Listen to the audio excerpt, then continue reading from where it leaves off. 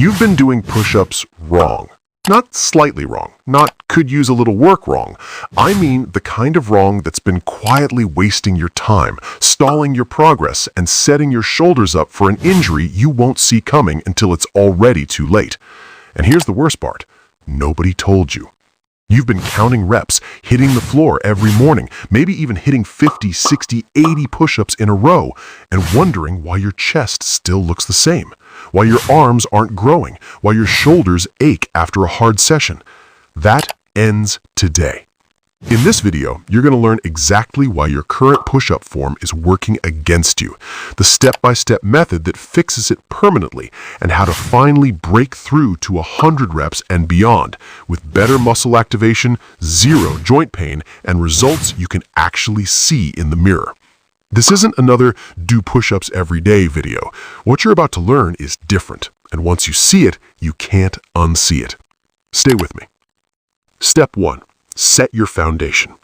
Before you drop down and bang out a single rep, your setup has to be locked in. Place your hands slightly wider than shoulder width.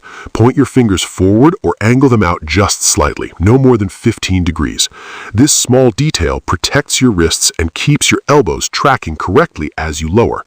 Now look at your body position. Head neutral, spine long, glutes squeezed, core braced like someone is about to punch you in the stomach, feet together or hip width, whatever gives you the most stability. This is your plank, and if your plank isn't strong before you move, every rep that follows is compromised. Spend 10 seconds here, feel the tension through your whole body, then start.